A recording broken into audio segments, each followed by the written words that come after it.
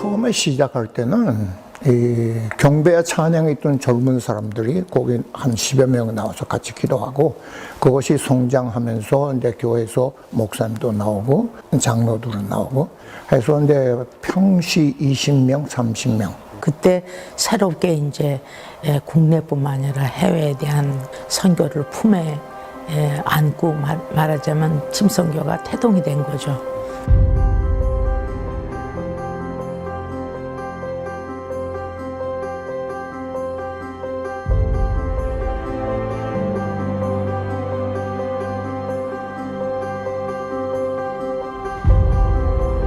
그때 한참 뜨거웠었고 사람들이 막 구름대처럼 우리는 몰려왔었고 또 굉장히 여러 가지로 신선하게 선교에 대한 모먼트가 일어나고 있을 때니까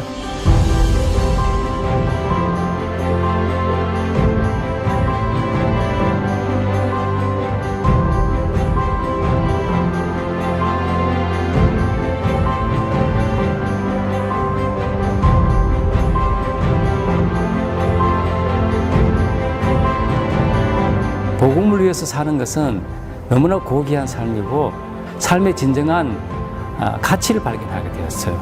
그래서 선교사를 헌신하게 되었습니다.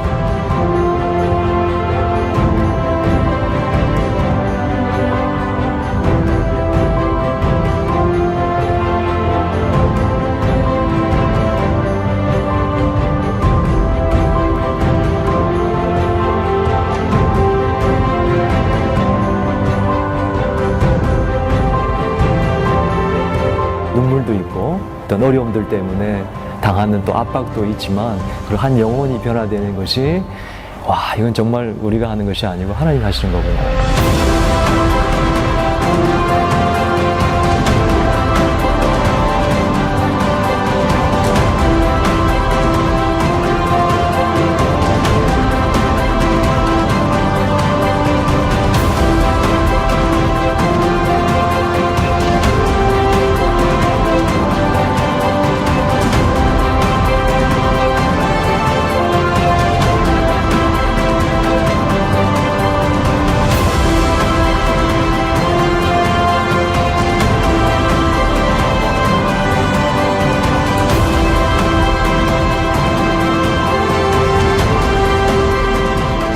절대로 후회하지 않습니다. 다른 사람에게도 이 일을 좀 얘기하고 싶고 함께 하자고 얘기하고 싶거든요. 후회하지 않습니다. 제가 다음 인생에 태어나더라도 이 선교사만큼 가치 있고 귀한 삶이 없다고 생각합니다.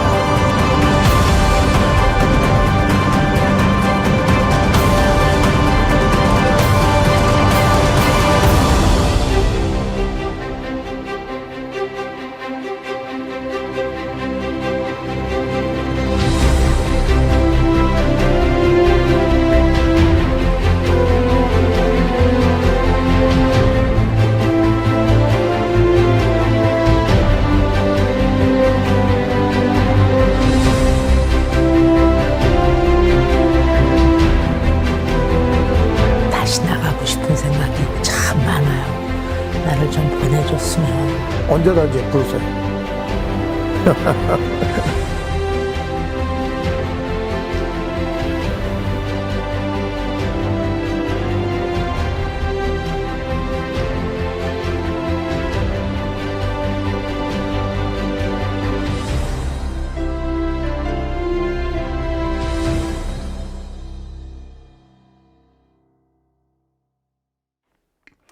예, 여러분 반갑습니다. 저는 이천선교본부에서 총무로 섬기고 있는 조경근 선교사입니다. 오늘 여러분과 함께 문화와 선교 강의를 함께 나누고자 합니다. 저는 지난 8년 동안 네팔 선교지에서 장기 선교사로 사역을 했고 그전에는 국내 이주민 선교를 5년 동안 했습니다. 짧지만 13년 동안의 타문화 선교 경험과 또 연구한 내용들을 바탕으로 오늘 여러분들과 함께 타문화 이해, 문화와 선교라는 주제로 함께 공부하고자 합니다. 저희 가정은 다문화 가정입니다. 저는 한국인이 분명하고요. 제 아내가 네팔인입니다. 다문화 가정으로 또 경험하고 섬겼던 문화와 선교에 대한 이야기를 오늘 함께 나누겠습니다. 자, 우리가 선교와 문화와의 관계를 생각할 때 교회가 선교를 어떻게 이해하는가는 그 교회의 수준을 나타낸다고 할 수 있습니다. 우리가 선교를 거시적인 관점에서 볼 때는 선교란 하나님께서 창세기부터 계시록까지 성경 전체를 관통하는 메타 내러티브, 거대 담론이라고 할 수 있습니다. 그리고 하나님께서 인간과 피조물들을 회복하기 위한 하나님의 우주적인 활동을 다 선교라고 볼 수 있죠. 하지만 오늘 우리가 문화와 선교와의 관계에서 이해할 때 선교는 이 타문화에서 그리스도를 증거하는 이 선교라고 하는 개념에 좀 초점을 맞춰서 볼 때 타문화에서 그리스도를 증거하기 위한 모든 기독교 선교 활동을 우리는 선교라고 이해할 수 있습니다. 그러니까 선교는 미션은 인터컬처럴 미니스트리 또는 크로스 컬처럴 미니스트리라고 이해할 수가 있겠습니다. 자, 그러면 여기 두 가지 예가 있습니다. 누가 선교한 것인가? 여기 보시면 박이천 씨와 또 김비전 씨의 예가 나와 있습니다. 박이천 씨는 사우디아라비아에서 살고 있는 한국 교민들에게 복음을 전하고 한인교회를 개척해서 그들에게 한국어로 설교를 하고 1대1과 큐티 사역을 하며 제자 훈련을 했습니다. 그런가 하면 김비전 씨는 국내 베트남 이주 근로자들과 유학생들에게 복음을 전하고자 호치민에 가서 1년 동안 베트남어를 배우고 돌아와 안산에 있는 베트남 이주민들 대상으로 베트남어로 사역을 했습니다. 자, 한 사람은 사우디아라비아 가장 복음의 불모지라고 하는 이슬람의 종주국이라고 하는 그 사우디아라비아 리야드에서 사역을 했고, 또 다른 사람은 국내의 안산에서 사역을 했습니다. 한 사람은 선교지에 있었지만 대상자가 한국인이었고 또 한국어로 한국 문화를 바탕으로 사역을 했습니다. 하지만 또 다른 사람은 국내에서 비록 사역을 했지만 대상자들은 베트남인이었고 베트남의 언어와 문화를 중심으로 사역을 했습니다. 이렇게 볼 때 박이천 씨보다 김비전 씨가 선교 사역을 했다라고 우리가 이해할 수가 있습니다. 문화와 언어권을 넘어서 사역을 했기 때문이죠. 박이천 씨는 사우디아라비아에서 사역을 했지만 그 사역은 우리는 선교라고 하지 않고 교민 목회라고 하는 것이 더 바람직합니다. 이와 같이 선교 사역이라는 것은 문화와 언어권을 넘어서는 사역이라고 이해할 수 있겠습니다. 자, 여기 보면 세 개의 젓가락이 나와 있는데요. 보통 서양인들은 이 동양, 특히 한중일의 문화를 잘 구분하지 못합니다. 한국과 중국과 일본의 문화를 다 비슷하다고 여기기 때문에 구분하지 못하는데, 우리는 이 세 개의 젓가락이 어느 나라 젓가락인지 잘 알 수가 있죠. 맨 위에 있는 것은 일본 젓가락이고, 중간에 있는 게 한국의 젓가락이고, 맨 밑에 있는 것은 중국의 것이죠. 일본은 이 바닷가에서 주로 생선을 많이 먹기 때문에 이 나무로 만든 젓가락, 끝에가 뾰족하고 또 이 생선 가시를 바를 수 있는 그런 아주 세밀한 작업을 할 수 있는 이런 젓가락을 사용했습니다. 그런가 하면 한국은 밥에서부터 반찬까지 거의 대부분의 음식물들을 다 젓가락으로 먹기 때문에 젓가락이 튼튼한 이 스틸의 재질로 되어 있습니다. 그리고 중국은 이 큰 원형 테이블에 돌아가는 그런 테이블에서 주로 젓가락으로 음식물을 자기 접시를 가져와서 먹는 그런 역할을 하기 때문에 길다란 플라스틱 재질의 젓가락이 있는 것을 알 수가 있습니다. 자, 근데 우리가 이렇게 젓가락과 숟가락을 사용하는 우리 문화권에 있지만 실제로 전 세계적으로 볼 때는 손으로 밥을 먹는 그런 민족들도 많이 있습니다. 자, 여기 보시면 젓가락과 숟가락 문화권에 사는 사람들과 또 나이프와 포크를 사용하는 문화권, 그리고 손가락을 사용하는 문화권으로 나누어서 이렇게 우리가 지도를 볼 수 있습니다. 보시면 우리나라처럼 젓가락을 사용하는 문화권은 일본과 한국을 포함해서 중국의 일부 지역에만 국한되어 있습니다. 그리고 이 나이프와 포크를 사용하는 문화권은 유럽과 그리고 아메리카 전체, 그리고 오세아니아 일부를 우리가 볼 수가 있습니다. 그 외에는 이 동남아시아, 서남아시아, 그리고 중동과 아프리카, 그리고 이 시베리아 지역과 이 위쪽 지역은 전체가 다 손가락 문화권인 것을 알 수가 있습니다. 실제로 보면은 우리나라처럼 젓가락이나 숟가락 또는 포크와 나이프를 사용하는 문화권보다 손가락으로 밥을 먹는 문화권이 훨씬 많은 것을 알 수가 있습니다. 자, 그럼 문화란 무엇인가? 유명한 선교 문화 인류학자인 폴 힐버트 교수님은 이렇게 말했습니다. 문화란 한 사회가 가지는 특유의 학습된 행동 양식과 개념과 산물들의 통합된 체계이다. 제가 다시 한번 읽어드리겠습니다. 문화란 한 사회가 가지는 특유의 학습된 행동 양식과 개념과 산물들이 통합된 체계이다. 자, 이 정의를 통해서 우리가 알 수 있는 것은 학습된이라고 하는 말이 있죠. 첫 번째로 문화는 선천적으로 타고나는 것이 아니라 학습되어진다는 것입니다. 그러니까 한국에서 태어나서 어렸을 때 미국으로 입양된 아이가 있다면 그 아이의 몸에 그 DNA에 어떤 한국인에 대한 문화의 어떤 그런 DNA가 있어서 이 아이가 자라나면서 스스로 한국말을 하고 또 한국의 김치와 미역을 좋아하는 그런 아이로 성장하는 것이 아니라는 것이죠. 그 아이는 어렸을 때부터 미국에서 자랐기 때문에 영어를 쓰고 또 미국 문화에 적응된 미국인으로 자라게 될 것입니다. 반면 이 학습된다는 것은 누구든지 나중에라도 배울 수 있다는 것을 의미합니다. 나이가 되셔서 선교지에 가신 분들은 아무래도 문화에 적응하는 것이 빠르진 않겠지만 누구든지 새로운 문화에 적응할 수 있고 학습되어질 수 있다는 뜻이죠. 두 번째는 문화는 행동 양식과 개념과 산물의 통합된 체계이다라고 했습니다. 자, 이것을 보면 행동 양식은 한국인은 식사를 할 때 맨손 대신 숟가락을 사용한다. 우리는 숟가락과 젓가락을 사용하죠. 근데 이것은 행동 양식이고 손으로 먹는 것은 불결하다고 하는 그런 개념의 이것은 산물입니다. 자, 그래서 이 개념 때문에 사람들이 숟가락과 젓가락을 만들었습니다. 이것이 행동 양식과 개념과 산물이 통합된 체계가 바로 문화를 형성하는 것입니다.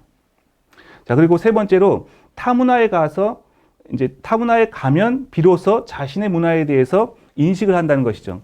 마치 물고기가 물 안에 있을 때는 자기가 물 안에 있는 것을 인식하지 못하지만 물 밖으로 나오거나 또는 횟집에 수족관에 들어가게 되면 자신이 그동안 살아왔던 것이 얼마나 넓은 곳인가, 좁은 곳인가 또는 뭔가 다른 것인가를 인식하게 되는 것처럼 우리가 보통 이제 해외 아울리치를 가면은 이제 우리나라와 다른 문화를 경험하면서 이 사람들은 손으로 밥을 먹는구나. 이 사람들의 문화는 이렇구나. 이 민족은 이렇게 다른 문화를 가지고 있구나라는 것을 인식하게 된다는 것이죠. 우리가 갖고 있는 문화가 절대적인 것이 아니었구나라는 것을 인식하게 되는 것이죠. 그런 것을 통해서 우리는 문화를 배울 수 있습니다. 그래서 오늘의 교회가 정의하는 해외 아울리치는 선교 교육 여행입니다. 우리는 선교지에 가서 물론 다양한 사역들과 섬김을 할 수 있지만 타문화에 대해서 배우고 교육을 받는 것이 또 이 아울리치의 중요한 목적이라고 할 수가 있겠습니다. 자, 문화를 비유한다면 게임의 규칙과 같다라고 할 수 있습니다. 문화는 게임의 규칙과 같다. 어느 지역에나 게임이 있고 그 게임의 룰이 조금씩 다를 수 있습니다. 윷놀이에는 백도라는 것이 있습니다. 근데 어느 지역에는 백도가 없을 수도 있고 또 백도가 있을 수도 있고 또 새로운 규칙이 있을 수 있습니다.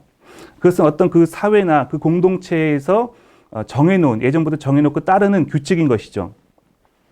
자, 여기 한국 사람과 미국 사람과 영국 사람 이 세 명이 아침에 식탁에 둘러앉아서 식빵과 잼을 먹고 있습니다. 이 한국인은 이제 이 한국인과 미국인과 영국인이 함께 식사를 하는데 이 식빵은 자기 접시에 담겨 있지만 잼은 그 테이블 중앙에 있었습니다. 먼저 한국인이 손을 이제 뻗어서 잼통을 가지고 옵니다. 이것을 본 미국인과 영국인은 매우 무례하게 생각합니다. 왜냐하면 미국에서는 잼을 손을 뻗어가지고 잼통을 가지고 오는 것은 상당히 무례한 행동입니다. 그러면은 미국인은 어떻게 말할까요? 미국인은 잼을 먹으러 갈 때 Would you pass me the jam? 그걸 나에게 건네주겠니? 라고 공손하게 요청을 합니다. 이것을 들은 한국인은 자기는 손이 없어 발이 없어. 왜 나보다 손도 긴 사람이 뻗어서 이제 잼통을 가져가면 될 걸 왜 달라 그러지?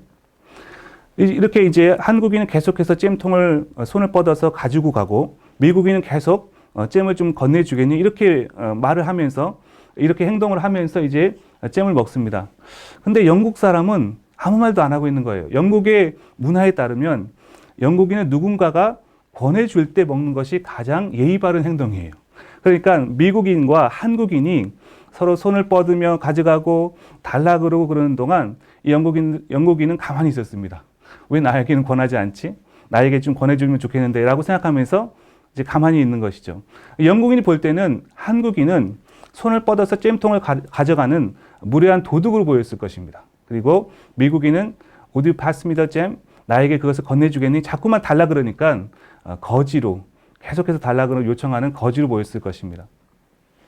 근데 아무도 영국인에게는 잼을 먹으라고 권하지 않기 때문에 기다리고 있다가 Do you like jam? 이렇게 말했다고 합니다. 너희들 정말 잼을 좋아하는구나.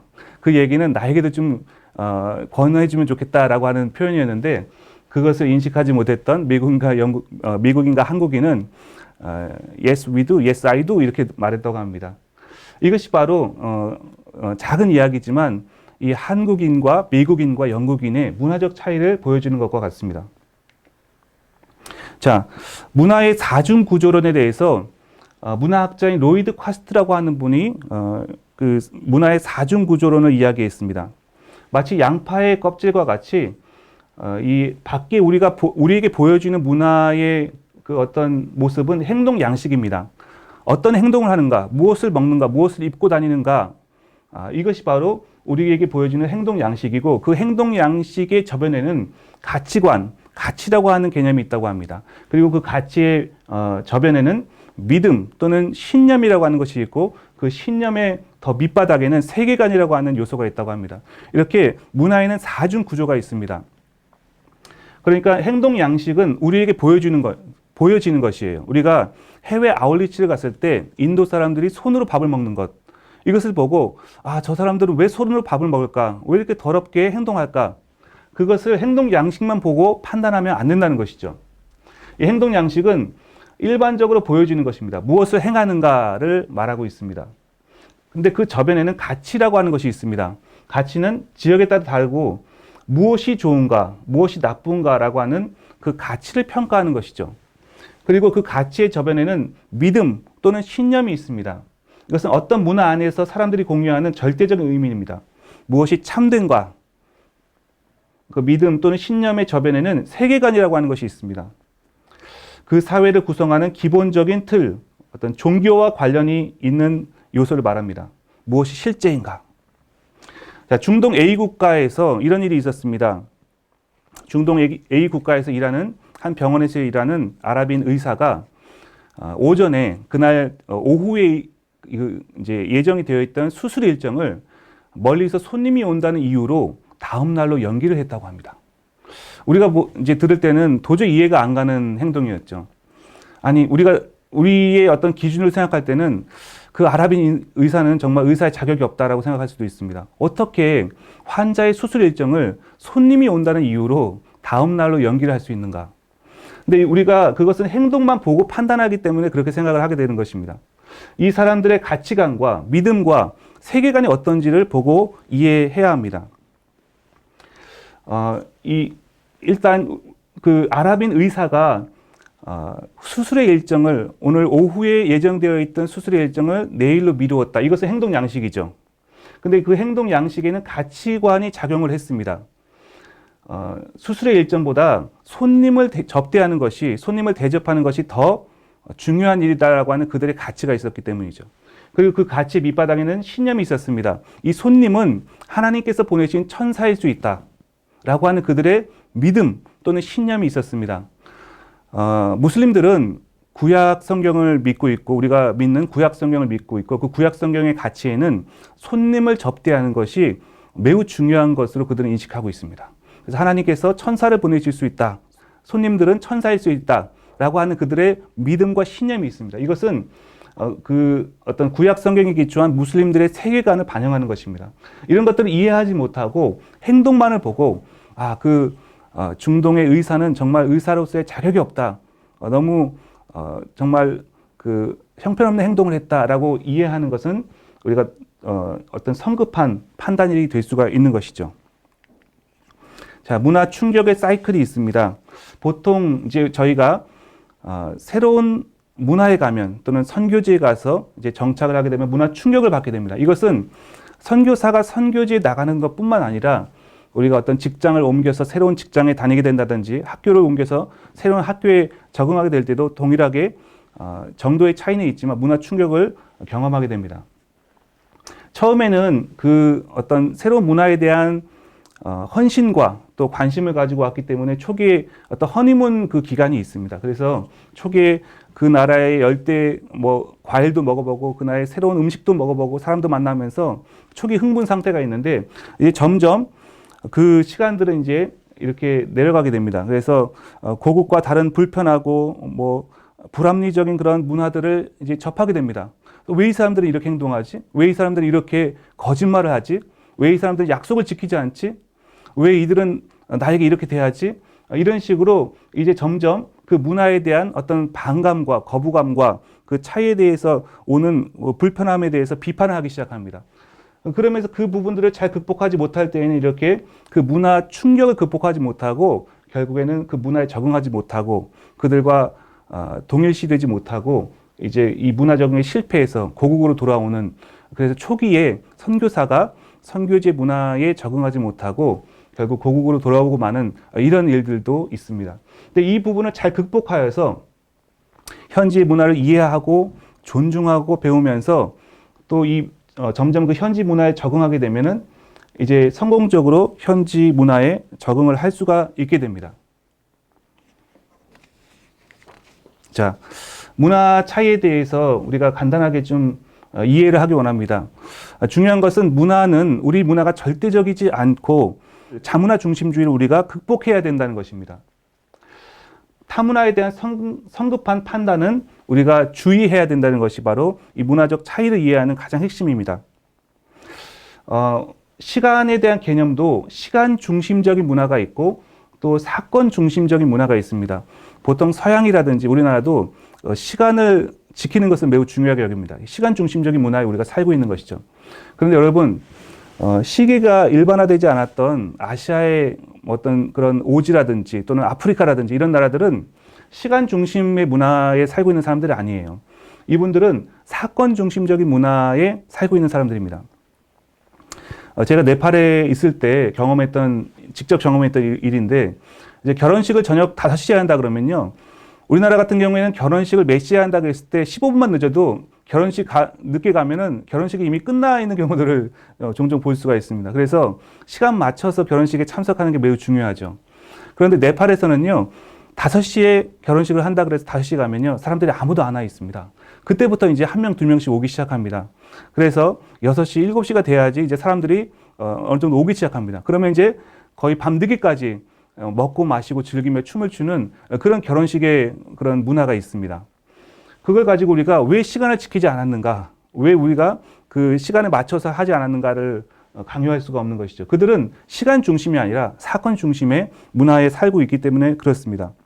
물론 이것도 점점 이제 도시화되고 또 서구화되면서 시간 중심의 문화로 바뀌어가는 형태가 있을 수 있습니다. 자, 식사 문화가 다르고요. 화장실 문화가 다릅니다. 제가 처음 네팔 갔을 때 힘들었던 게 화장실에 화장지가 없어요. 뭐가 있느냐? 비데가 있습니다. 비데가 우리나라처럼 이렇게 딱 누르면 나오는 전자동 비데가 아닙니다. 이 양동이에 바가지가 하나 있는 그런 이 수동 비데입니다. 신발 문화, 무슨 이야기일까요? 자, 우리는 대부분의 아시아 지역에는 이 신발을 불결한 것으로 생각합니다. 그래서 사원이라든지 교회라든지 또는 어떤 그런 자신들이 거룩하다고 생각하는 그 종교적인 시설에 들어갈 때는 반드시 신발을 벗습니다. 양말도 벗습니다. 근데 이 서양 사람들은 어떻습니까? 신발을 불결하다고 생각하지가 않아요. 서양 사람들은 자신의 안방의 침대에까지 신발을 신고 들어갑니다. 왜 이렇게 문화가 다를까요? 서양 사람들은 주로 자동차를 타고 다니지 않습니까? 자가용을 타고 다니고 또 깨끗한 이 길을, 포장되어 있는 깨끗한 길을 다니다가 집에 오기 때문에 신발 자체가 그렇게 더럽거나 불결하다고 생각하지 않습니다. 그래서 거실이라든지 자기 안방까지 다 신발을 신고 들어가죠. 하지만 대부분의 아시아 지역이나 또는 아프리카 지역에서는 그 길이 포장이 되어 있지 않고 뭐 진흙투성이, 먼지투성이, 그리고 여러 가지 오물들이 널려 있는 그런 길에서 걸어 다니는 경우들이 많이 있습니다. 그렇기 때문에 그 신발 자체가 상당히 더럽고 불결한 것으로 생각합니다. 그래서 신발을 꼭 이제 사원에 들어가거나 교회에 들어갈 때도 그래서 이 신발을 벗는 그런 습관이 있습니다. 자, 그리고 제가 이제 네팔에서 경험했던 그런 일들 중에서 네팔은 3천만 인구가 되는 작은 나라지만 120개에 달하는 언어와 또 민족들이 있습니다. 그 중에서 바훈족이라고 하는 족은 결혼할 때 신부 쪽에서 혼수를 가지고 와야 돼요. 신부 쪽에서 혼수를 잔뜩 준비해야 되는 그런 문화를 가지고 있습니다. 반면에 림부족은 결혼할 때 신랑 쪽에서 지창금을 가지고 와야 되는 문화가 있습니다. 만약에 바훈족 신랑과 림부족 신부가 결혼하면 어떻게 될까요? 예, 서로 요구하겠죠. 혼수를 가져와라. 지창금을 가져와라. 이 이야기는 결국 서로의 문화를 존중해 줘야 된다는 거죠. 서로의 문화를 존중해 주지 않으면 문제가 생길 수밖에 없습니다.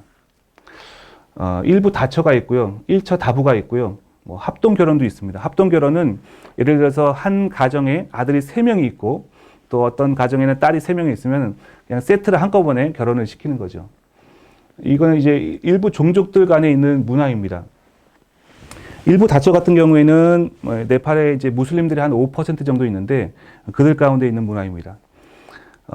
예전에 한번 중동의 어떤 지역에서 아버지 학교를 했다고 합니다.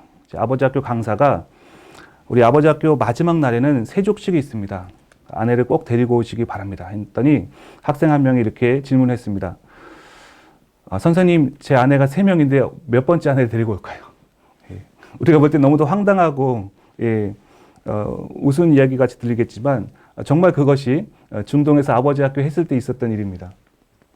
이것을 우리가 쉽게 판단하거나 정죄할 수 있는 일이 아닙니다. 그 나라의 문화에 대해서 조금 더 깊이 이해하고 또 배려하고자 하는 그런 마음들이 필요합니다.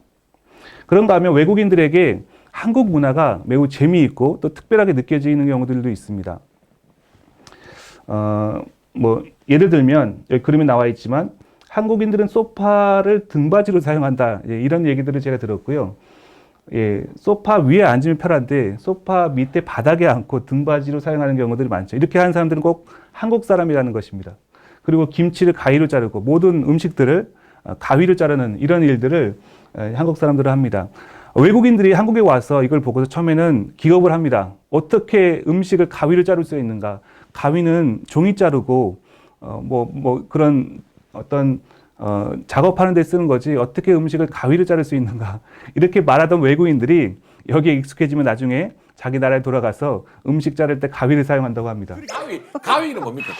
가위를 진짜 가위 이렇게 가위도 기가 막혀요. 고기를 가위로 자르는 거 제가 진짜 뭔가 처음 봤을 때 되게 충격이었어요. 근데 진짜 얼마나 독특한 방법인가. 가위로 뭐 약간 샐러드나 뭐 자를 때 약간 진짜 에이리언처럼 외계구인으로 저를 봐요. 약간 지금 뭐가 있니? 중국에서 가위 쓰잖아요. 아예 안 써요? 고기를 가위로 자른다는 거 상상도 안 했었거든요. 근데 처음에 우리가 이게 어색했지만은 이제 우리나라 가서 가위 없으면 그게 어색해요.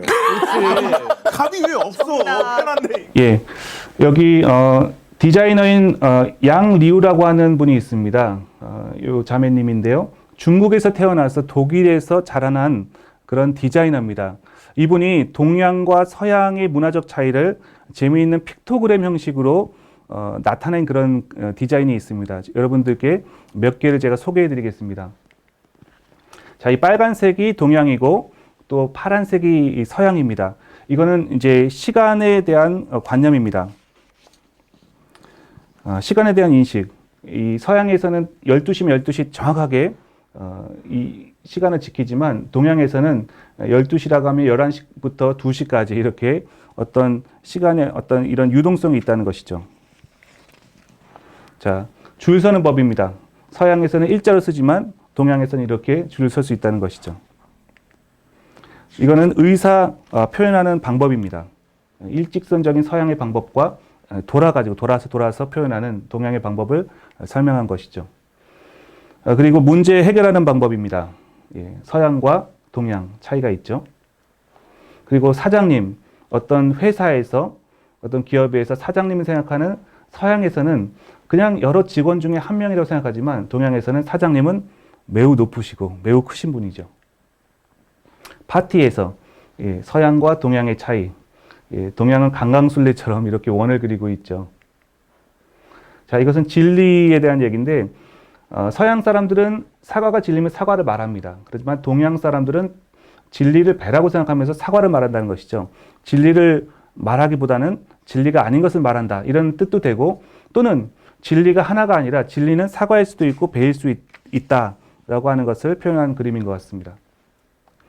아이에 대해서 한 가정에서 서양과 동양은 아이가 그 가정의 중심이 되어버리죠. 자, 이것은 주식입니다. 서양 사람들은 따뜻한 음식과 차가운 음식을 번갈아 가면서 먹지만 동양 사람들은 주로 뜨거운 음식을 먹습니다. 자, 분노를 표현하는 것. 다른 사람이 화가 나면 화가 나죠. 그런데 다른 사람이 화가 나면 웃습니다. 또는 자기가 마음에 화가 났을 때 화가 났다고 표현하지만 자기 마음에 화가 났는데도 불구하고 웃는 것을 표현하는 모습이죠. 예, 이것은 교통수단 탈 것입니다. 서양에서는 과거 차를 타다가 지금은 건강을 위해서 자전거를 이용합니다. 반대로 동양에서는 자전거를 타다가 지금은 자동차를 타고 있죠. 이것은 사람의 인간관계를 나타냅니다. 서양보다 동양이 훨씬 복잡한 인간관계를 가지고 있습니다. 그리고 은퇴 이후의 노인의 삶을 표현한 것이죠. 서양과 동양입니다. 그리고 이게 이제 마지막 그림인데, 이거보다 훨씬 많은 그림들이 있습니다. 근데 여러분들께 몇 가지만 제가 뽑아서 소개해 드리는데, 음식의 트렌드입니다. 서양은 지금 동양의 음식이 대세입니다. 또 동양의 음식을 먹기 시작했습니다. 젓가락을 사용하기 시작했습니다. 반면에 동양 사람들은 서양 음식들을 먹기 시작했습니다. 그래서 음식의 트렌드가 서로 바뀌고 있다라고 하는 것이 바로 지금 이 픽토그램이 표현하는 재미있는 또 이야기입니다. 자, 이 전반부에는 저희가 이 문화의 차이에 대해서 좀 알아봤습니다. 후반부 강의에서는 이 타문화에서 어떻게 우리가 의사를 전달하고 또 복음을 증거할 것인가에 대해서 함께 공부하도록 하겠습니다.